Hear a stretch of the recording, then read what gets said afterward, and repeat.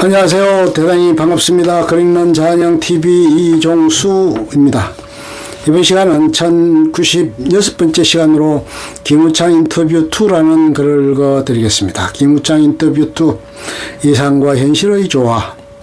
최근 백년대계라는 교육정책을 두고도 논란이 많다. 이 문제를 어떻게 생각하나 세간의 관심사는 이른바 학생부 종합 전형인 것 같다. 대학 입시에는 학생의 경험과 경력 등을 종합적으로 평가하겠다는 건 참 좋은 아이디어다. 그런데 우리 풍토가 그 제도를 수용할 수 있는지 봐야 한다.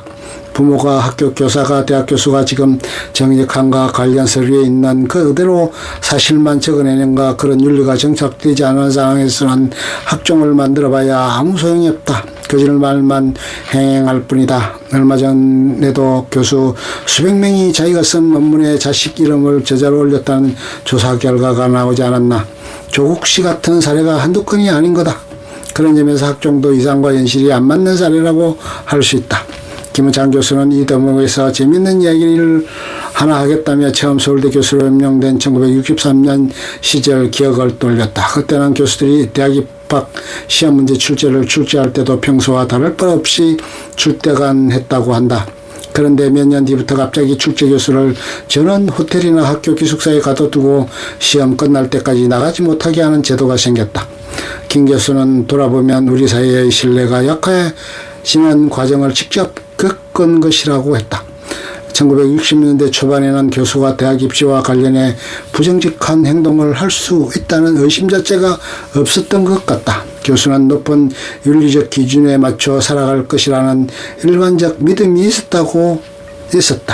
교수 스스로도 그런 자존심을 갖고 살았다고 생각한다. 그런데 왜 지금은 아무도 믿을 수 없는 사회가 됐을까? 이런 상황을 변화시키려면 어떻게 해야 하나? 입시제도뿐 아니라 이 문제에 대해서도 우리가 깊이 생각하고 해결 방법을 찾아야 할 때다. 사회적 신뢰가 약한 지금 상황에서는 대학 입시를 어떻게 운영해야 할까? 나는 시험이 지적 능력의 소유자를 가려내 선발하는 방법이면서 동시에 비슷한 능력을 가진 학생과 그 가족 사이에 일어날 수 있는 다툼을 막는 수단이기도 하다고 생각한다. 사실 대학 입시의 상당 부분은 재수소관이다. 시험날 자기가 아는 문제가 나오면 높은 점수를 받고 모르는 문제가 나오면 반대 결과를 얻게 된다. 진짜 우수한 능력을 가진 일부는 다르겠지만 그들을 제외한 대부분의 사람한테 한 번의 시험으로 당락을 결정하는 제도가 제비뽑기와 다를 바 없다. 그런데 왜 이런 제도가 만들어졌을까? 싸움을 못하게 하기 위해서다. 모든 사람이 좋은 대학에 가고 싶어하는 상황이다. 명확한 기준이 없으면 사회적 갈등이 생긴다. 누군가 왜 저 사람을 뽑고 나는 떨어뜨린다고 항의할 때 너는 200점인데 쟤는 201점이잖아 할 도구가 필요하다. 단지 그런 이유로 수많은 학생이 암기식 공부에 매달리고 여러 고통을 겪고 있는 것은 안타까운 일이다. 그렇다 안타깝다 하지만 그렇다고 시험자에도 자체를 문제 삼을 일은 아니다. 프랑스 혁명의 주요 슬로건 중 하나가 재능에 따른 출세 곧 능력주의였다. 시험 성적으로 출신의 한계를 극복하는 건 당시로서는 혁명적 아이디어였다. 프랑스가 이런 시스템을 만들도록 영감을 준 건 중국의 과거제도다. 우리나라도 중국의 영향을 받아 일찍부터 과거제도를 운영했다. 조선시대부터 그것의 폐해를 지적하는 목소리는 있었다. 너도 나도 과거 시험에 매달리면서 합격용 공부만 하는 바람에 학문과 문학이 다 죽는다는 비판이었다. 당시 누군가 태계에게 그 문제에 대한 생각을 묻자 태계는 별 수 없다. 공부는 그렇게라도 해야 한다고 답했다고 한다. 정말 현실적인 대답이다. 어떤 제도를 운영하다 보면 좋은 결과만 나오는 게 아니다. 기대하지 않던 못된 일도 일어난다. 그것을 살피고 현실에 맞게 끊임없이 수정해 나가는 게 정치다. 학종이라는 아이디어에는 좋은 면이 많다. 다만 우리 현실에 어울리지 않는다. 지금으로는 학종을 유지하더라도 점수 배점을 좀 줄여야 할 것 같다. 그리고 차츰 우리 사회의 윤리적 풍토를 변화시켜 장기적으로는 깊은 사고 능력과 인간성 등까지 고려하는 좀 더 좋은 입시제도를 정착해가면 좋겠다. 성찰 없는 다툼 한계. 그러자면 사회적 합의가 필요할 텐데 좌우 대결이 날로 첨예해져 가는 상황에서 생산적인 논의가 가능할지 의문이다. 이른바 조국 사태를 둘러싸고 벌어진 길거리 정치에서 할 수 있듯 대화와 토론보다는 극단적인 힘겨루기가 횡행하지 않나.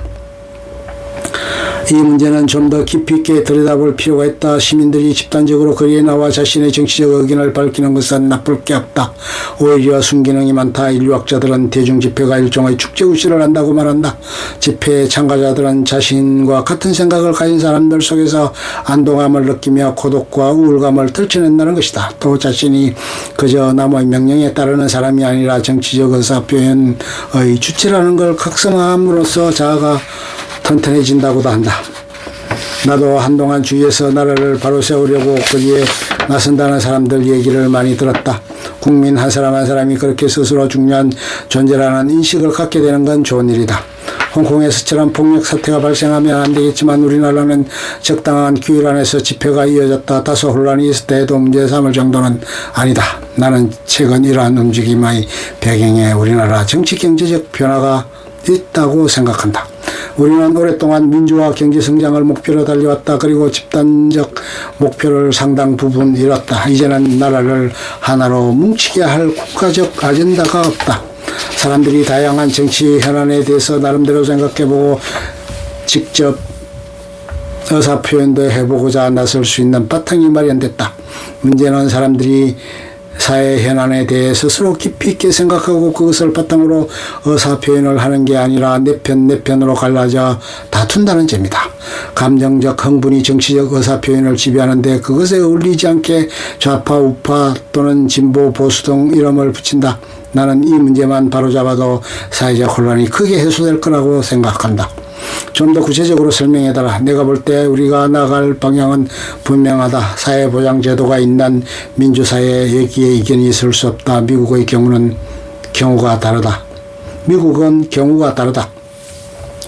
거기는 완전한 자본주의를 생각할 수 있는 나라다. 1929년 대공황이 벌어졌을 때 많은 사람이 실직하자 정치권 일각에서 사회보장 정책을 마련해야 한다는 목소리가 나왔다.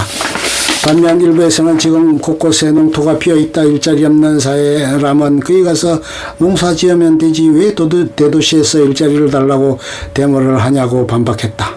우리는 그게 안 된다. 좁은 땅덩어리에서 많은 인구가 살자면 복지제도가 있는 자본주의 외에는 선택지가 없다. 지금 정치 세력 가운데 굶어 죽는 사람 내버려두고 돈 있는 사람은 마음대로 쓰게 하자고 주장하는 쪽이 있나?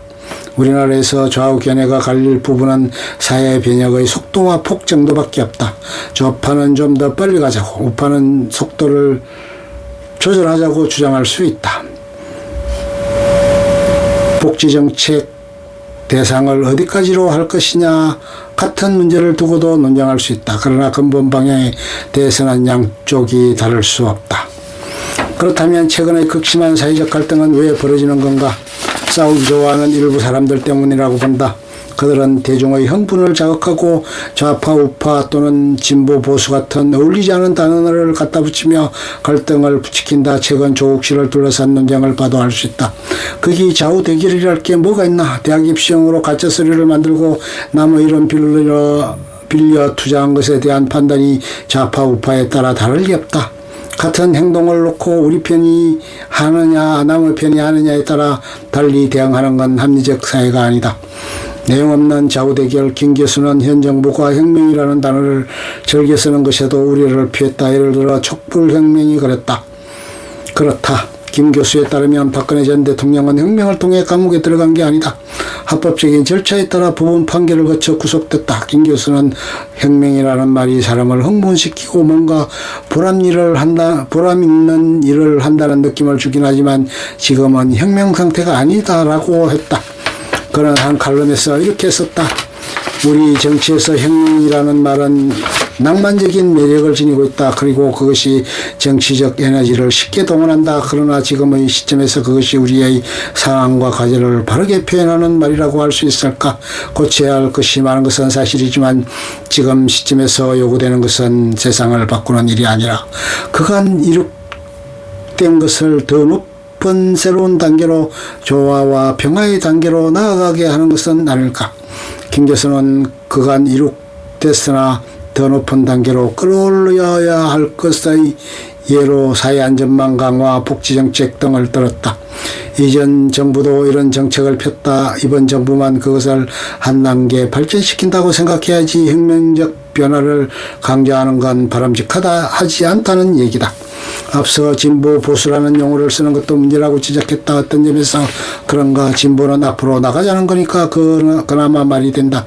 반면 보수는 대체 뭘 지키자는 것인지 알 수가 없다. 우리는 세계에서 유리를 찾기 힘들 만큼 빠른 속도로 변해온 나라다. 입는 것 먹는 것부터 사회제도까지 다 바뀌었다. 지금 체제가 만들어진 지는 수십 년밖에 안 된다. 그런데 뭘 지키나. 조선 말기라면 모를까. 지금 사회에서 보수를 정치 이념으로 내세우는 건 어색하다. 일반적으로 자기 집 한 채 지키자고 하는 걸 보수라고 표현하지는 않는다. 끝. 좋으면 좋아요, 구독, 알림 설정 눌러주세요. 감사합니다.